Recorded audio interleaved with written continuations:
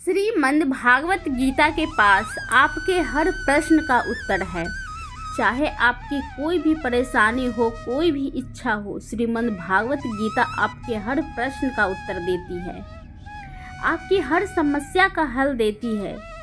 चाहे वह परेशानी आपके मन की हो या धन की हो या फिर आपके शरीर की हो या आपके रिश्ते की हो, आपको अपनी हर समस्या का उत्तर श्रीमद् भागवत कथा गीता में जरूर मिलेगा।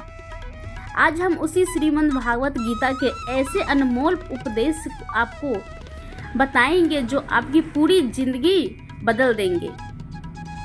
बस आप इन बातों को वीडियो के अंत तक जरूर ध्यान से सुनिएगा। जो व्यक्ति इस वीडियो को अंत तक सुनेगा ना, उसे अपनी जिंदगी, उसे हर परेशानी का हल अवश्य मिलेगा।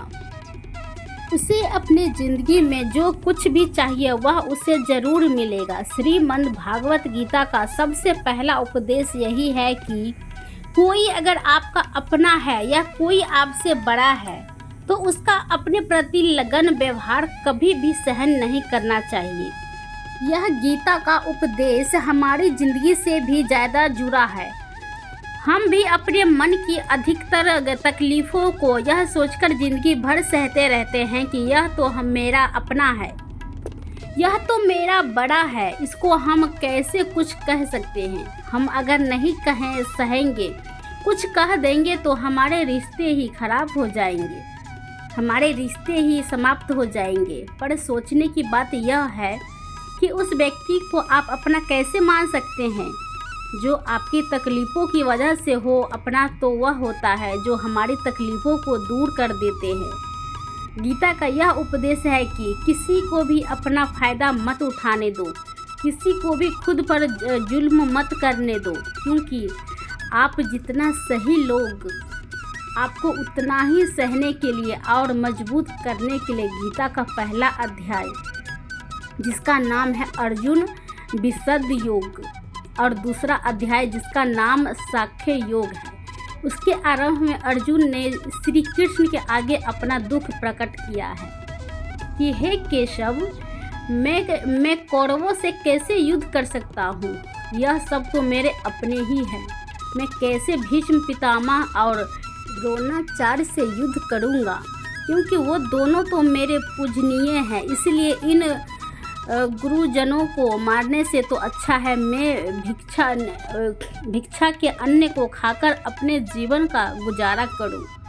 और जिन कौरवों से मैं युद्ध करने जा रहा हूं वह सब धृतराष्ट्र के पुत्र मेरे भाई ही है, मेरे अपने ही है।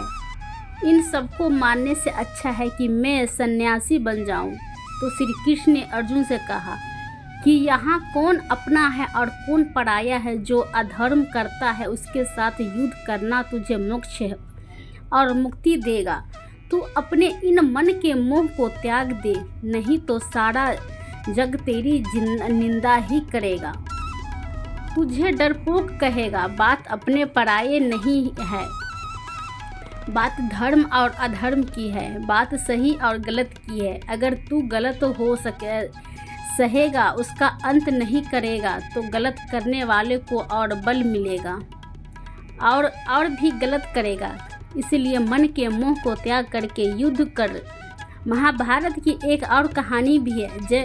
जब अर्जुन के पुत्र अभिमन्यु की युद्ध में मृत्यु हो जाती है तब अर्जुन बहुत दुखी होता है, रोने लगता है और वह श्री कृष्ण से कहने लगा कि मेरा पुत्र अभिमन्यु मर गया है, मैं यह दुख बिल्कुल भी सहन नहीं कर सकता, मैं भी अपने आप को समाप्त कर लूँगा।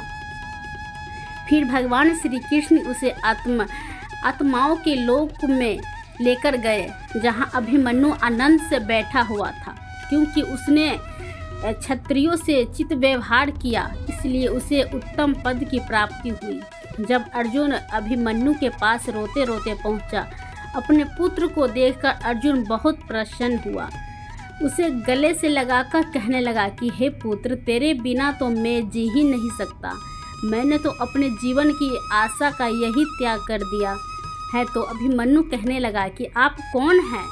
अर्जुन बोला, मैं तेरा पिता हूँ, तू मेरा पुत्र है। अभिमन्यु कहने लगा कि कौन पिता कौन पुत्र, मेरे हजारों जन्म हुए हैं। किसी जन्म में आप मेरे पिता बनते हैं और किसी जन्म में मैं आपका पिता बनता हूँ। आत्मा का ना कोई माता होता है और ना कोई पिता। जब अर्जुन ने देखा कि मेरा पुत्र मुझे पहचान नहीं रहा है तो उसका सारा मोह खत्म हो गया। इसलिए गीता के इस उपदेश को ठीक से समझ लो। यहाँ कोई अपना पराया नहीं है। जो बुरे वक्त में, तकलीफ से वक्त में हमारा साथ दे, सिर्फ वही हमारा अपना है, बाकी सब पराये हैं।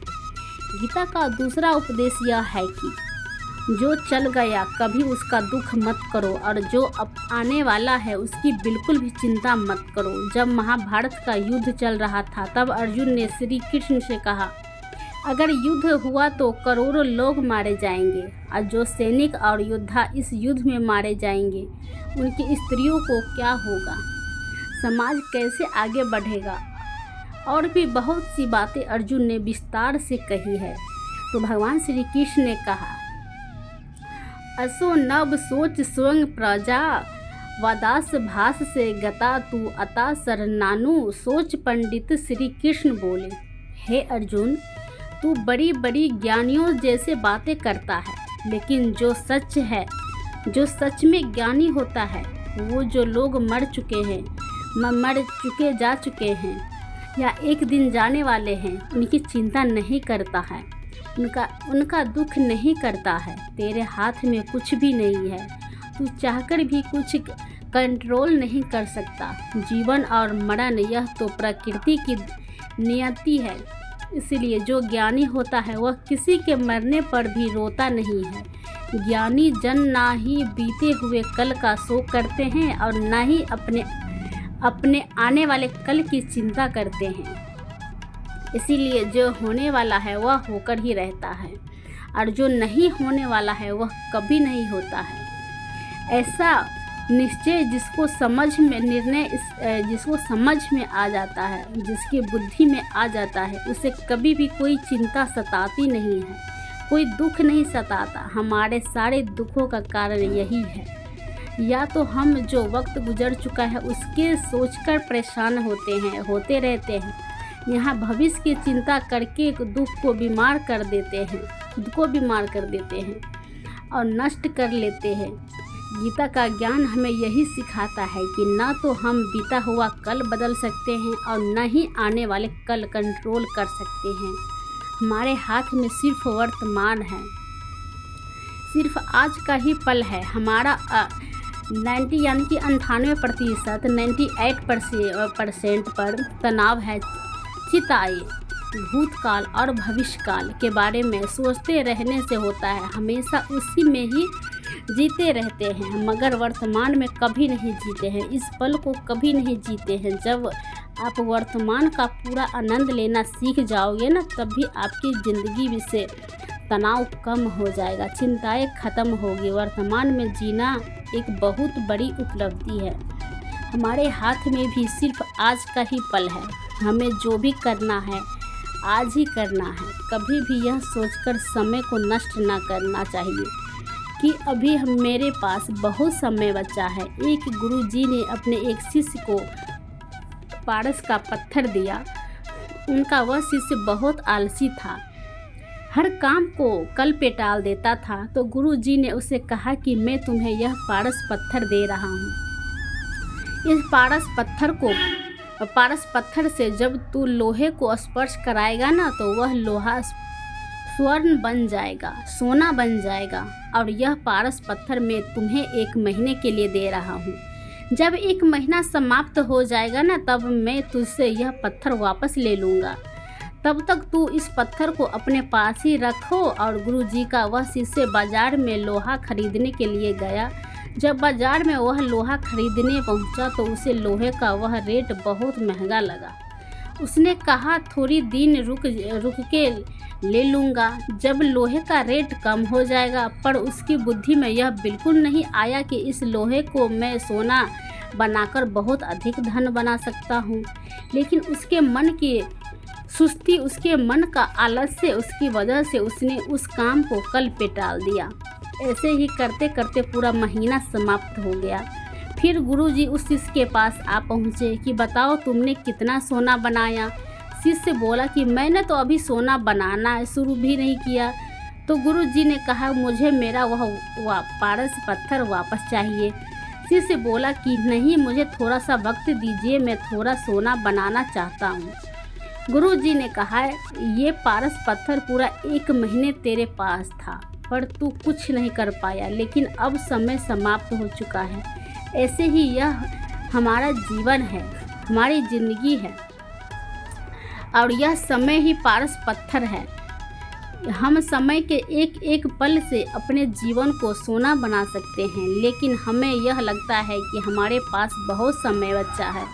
चाहे एक दिन ज़िंदगी को जी लेंगे, यह एक दिन ज़िंदगी में खुश हो जाएंगे, लेकिन वह दिन कभी नहीं आता है और हम ज़िंदगी भर भागते रहते हैं, चिंता करते रहते हैं, दुखी होते रहते हैं, लेकिन ज़िंदगी को जीना, खुश कर रहना हम भूल जाते हैं। इसीलिए गीता का ज्ञान हमें यह सिखाता है कि आप आज में जीना सीखो, इस पल में जीना सीखो। गीता का तीसरा उपदेश यह है कि मौत से डरना बिल्कुल व्यर्थ है।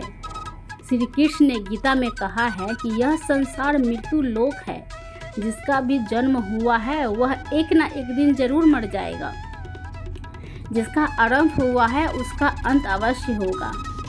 हम इसे रोक नहीं सकते हैं। जैसे हम जो रोज़ कपड़े बदलते रहते हैं, वैसे ही हमारी आत्मा नया शरीर धारण करती है। मृत्यु सिर्फ इस जीवन का एक नया आरंभ है और इस जीवन का अंत नहीं है। आत्मा कभी नहीं मर सकती है और न ही उसे कोई मार सकता है, लेकिन मौत का डर मनुष्य को सबसे ज़्यादा लगता रहता है। मौत का दुख भी इंसान को सबसे ज़्यादा होता है।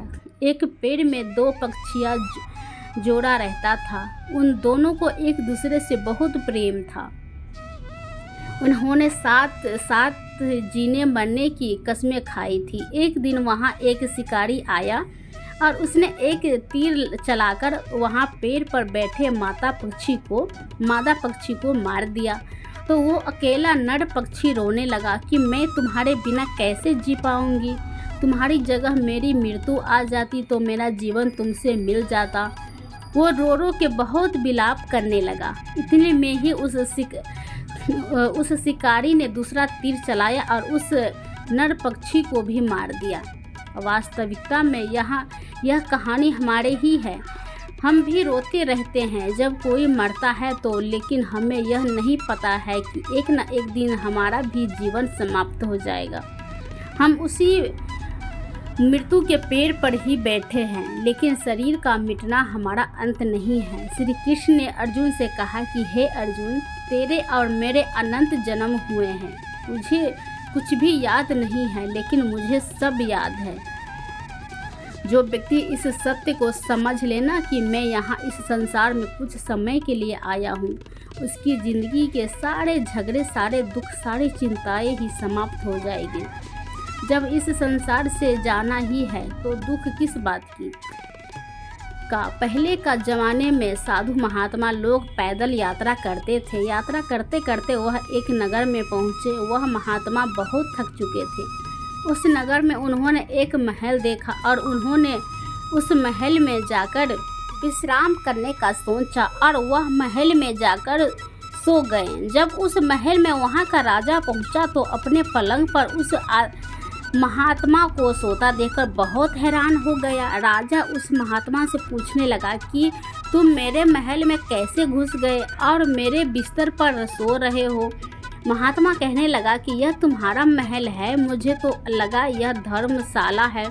तो राजा ने कहा आपको मेरा महल धर्मशाला कैसे लगा। तो अब महात्मा ने कहा राजा से प्रश्न किया कि तुमसे पहले इस महल में कौन रहता था। तो वह राजा बोला कि मुझसे पहले मेरे पिता यहाँ पर रहते थे और उससे पहले मेरे दादाजी यहाँ पर रहते थे। तो महात्मा ने फिर प्रश्न किया क्या तुम इस महल में हमेशा रहोगे या तुम्हारे बाद कोई और रहेगा। तो राजा कहने लगा कि मेरे बाद मेरा पुत्र इस महल में रहेगा। तो महात्मा राजा से कहने लगा कि जिस जगह पर रहने वाले बार बार बदल जाते हैं तो उसे घर कैसे कह सकते हो? वह तो धर्मशाला ही है। इसीलिए तेरे महल को धर्मशाला समझकर मैं इसमें रात बिताने के लिए आ गया। धर्मशाला जान जग को जीवन सब मेहमान है। मोह किससे मत करो, सब स्वप्न का समान है। यदि हम भी इस बात को समझ ले कि हम यहाँ पर समय बिताने के लिए आए हैं, आनंद करने के लिए आए हैं, खुश रहने के लिए आए हैं, तो हमारे सारे दुख ही समाप्त हो जाएंगे। जब हम अपना मुंह यहाँ जमा लेते हैं, अपना दावा यहाँ जमा लेते हैं कि यह मेरा है, इसे मैं छोड़ नहीं सकता, इसके बिना मैं जी नहीं सकता, तो हमारा जीवन दुखों से भर जाता है। इसीलिए जीवन में मृत्यु का भय त्याग करके जीवन का प्रतिपल आनंद लेना चाहिए। गीता का चौथा उपदेश मन और विचारों को कंट्रोल किए बिना जीवन में कभी भी शांति और सुकून मिलने वाला ही नहीं है।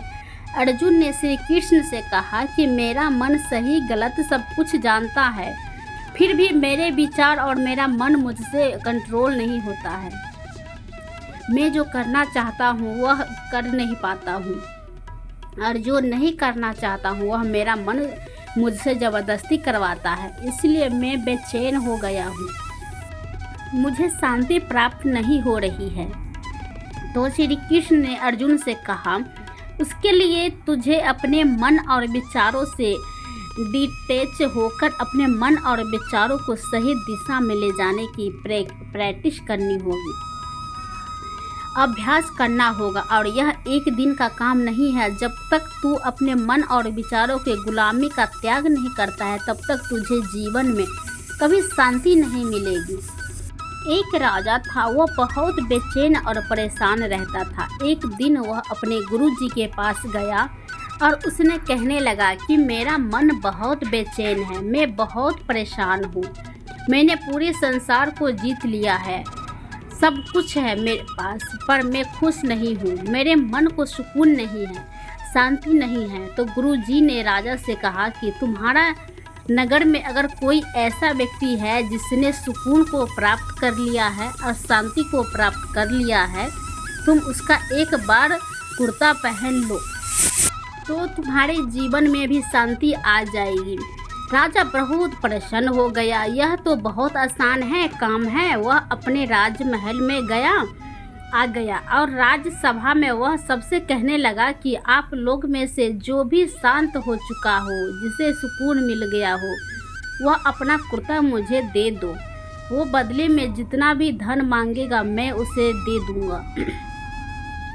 सब लोग एक दूसरे को मुंह देखने लगे और पैसे का लालच आया, लेकिन सबको एक दूसरे की सच्चाई पता थी, क्योंकि किसी की ज़िंदगी में भी शांति और सुकून नहीं था। सब अपना सर झुकाकर वहाँ पर खड़े हो गए। फिर उस राजा ने पूरे नगर में ढिंढोरा बता दिया कि जिसे भी शांति प्राप्त हो चुकी हो, सुकून प्राप्त हो चुका है, वह मेरे पास आकर अपना कुर्ता दे दो, और जितना कहेगा उसे उतना ही धन दिया जाएगा। लेकिन एक भी व्यक्ति ऐसा नहीं मिला जिसे शांति प्राप्त हो चुकी हो।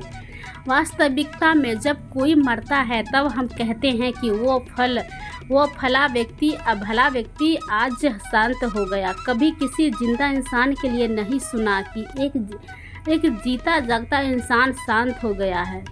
राजा के सैनिकों पूरे शहर में ढूंढते रहे, फिर उन्हें पेड़ के नीचे एक महात्मा तपस्या करता दिखा, जिसके चेहरे पर एक शांति थी, सुकून था। वो सैनिक उस महात्माओं से कहा, महात्मा के पास आकर पूछने लगा कि क्या आपने शांति प्राप्त कर ली है, सुकून प्राप्त कर लिया है? तो महात्मा ने कहा, मैं पूरी तरह से शांत हूँ। तो सैनिक उसे राजा के पास ले गया और राजा ने उस महात्मा से प्रश्न किया कि आपको शांति और सुकून प्राप्त हो चुके हैं? वह महात्मा कहने लगा, महाराज मैं पूरी तरह से शांत हूँ, मुझे कोई चिंता, मुझे किसी भी चीज़ की लालच नहीं है, मुझे कोई इच्छा नहीं है।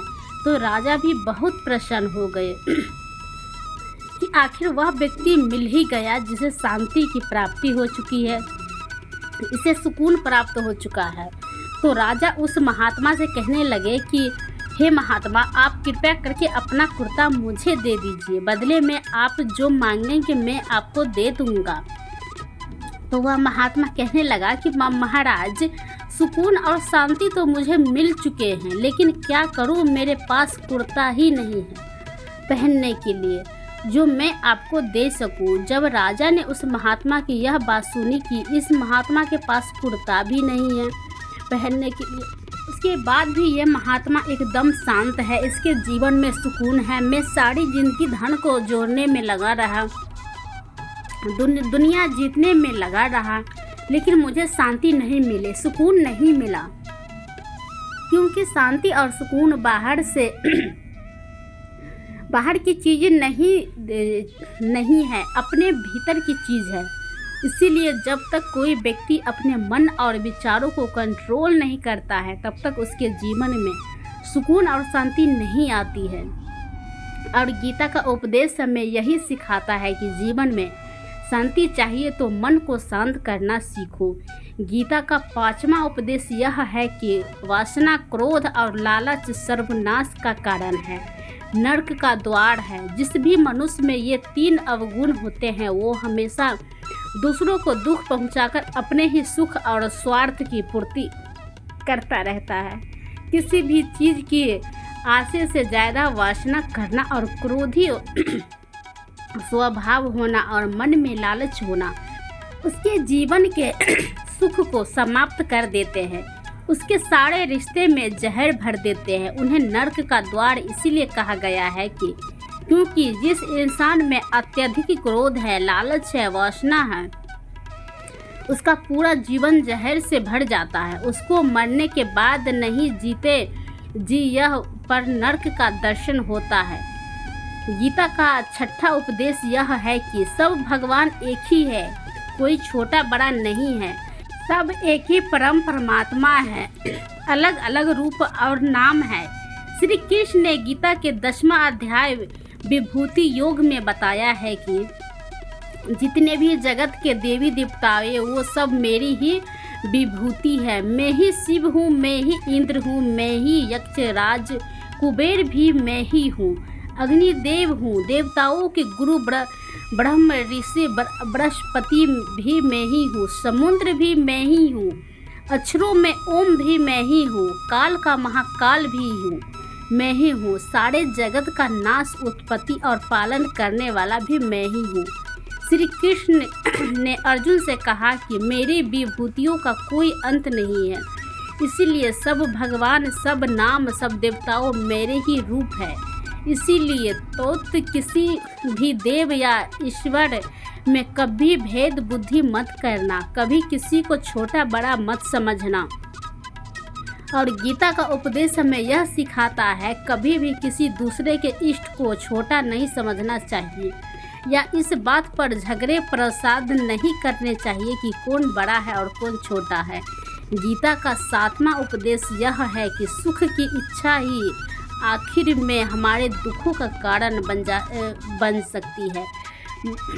श्री कृष्ण ने अर्जुन से कहा कि मनुष्य जितना सुखों की लालसा और इच्छा करता है, उतना ही उसके इंद्रिय सुख भोग में आसक्त हो जाती है, उतना ही इंसान का मन संसार की सुख और आकर्षण का गुलाम बन जाता है। और जितना सुख के पीछे भागोगे उतना ही उसके दुख के अनुभव से भी गुजरना पड़ेगा, क्योंकि यह संसार का नियमित है कि जो चीज़ें शुरू में मन को बहुत आकर्षित करती है बाद में बहुत दुख देती है, और जो चीज़ें शुरू में मुश्किल लगती है, कठिन लगती है, बाद में हमें बहुत काम आती है।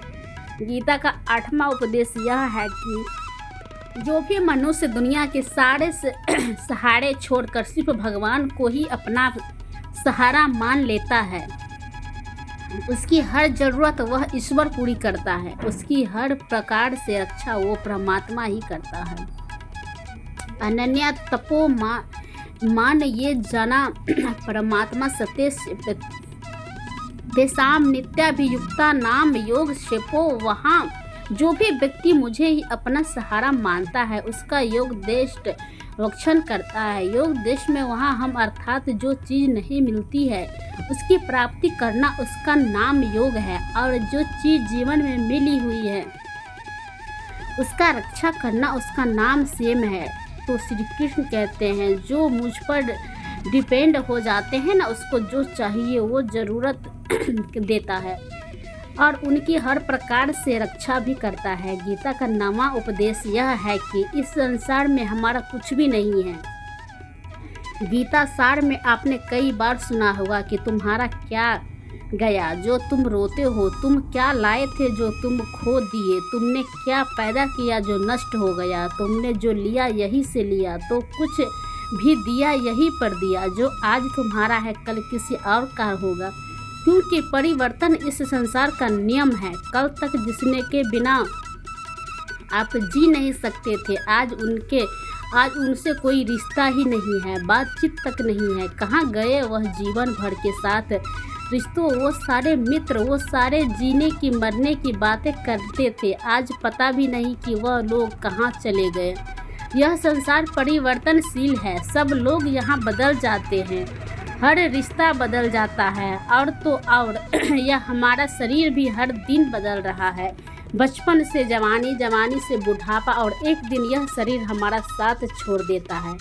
तो किसके लिए रोना और किसके लिए चिंता करना, पर सारी ज़िंदगी चीज़ों को, रिश्ते को ज़िंदगी बनाने में, सजाने में, संवारने में लगे रहते हैं, लेकिन एक दिन सब कुछ बिखर जाता है।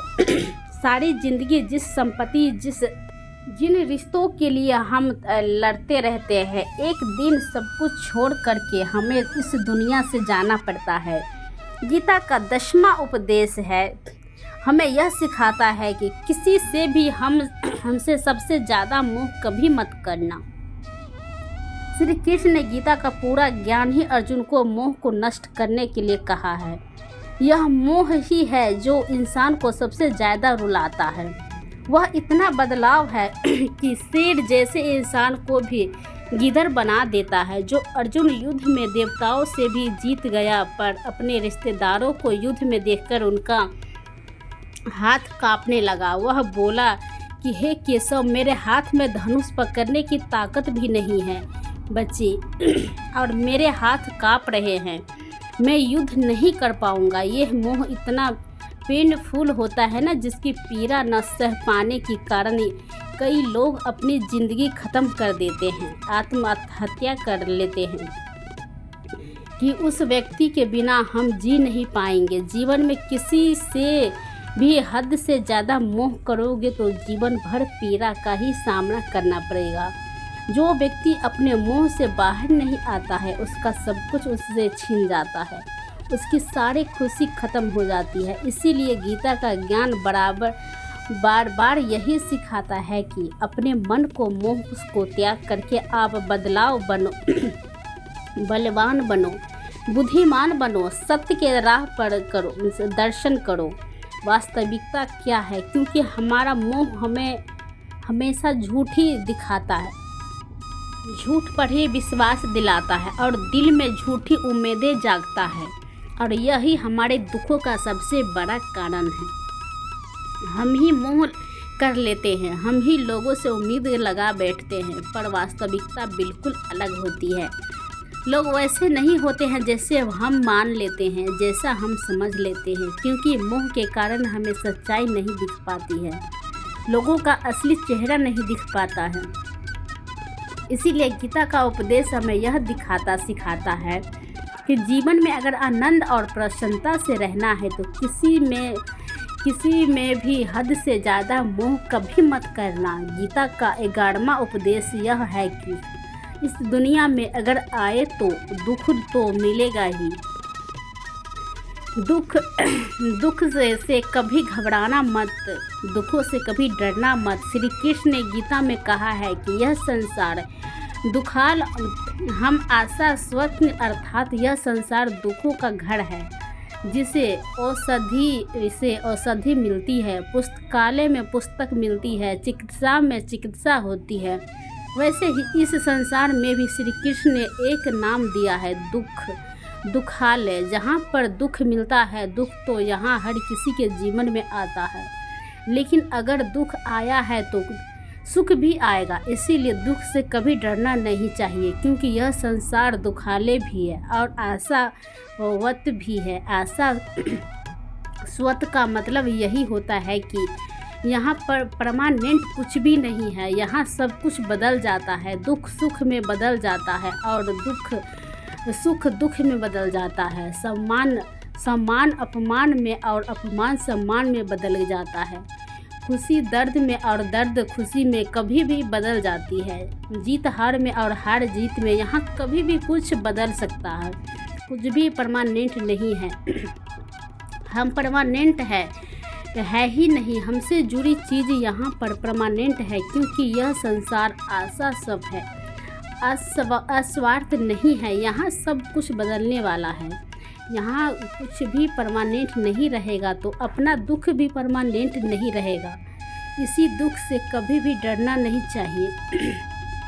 गीता का यह उपदेश हजारों साल पुराना है, लेकिन आज भी नए से नया पूरे विश्व में गीता को सबसे ज़्यादा पढ़ा गया है और सबसे कम समझा गया है। श्रीमद् भागवत गीता के यह उपदेश अगर कोई व्यक्ति ठीक से समझ ले ना और उसे अपनी ज़िंदगी में उतार ले, तो यह पक्की बात है, वो अपनी ज़िंदगी में जो भी चाहेगा वह हासिल कर सकता है।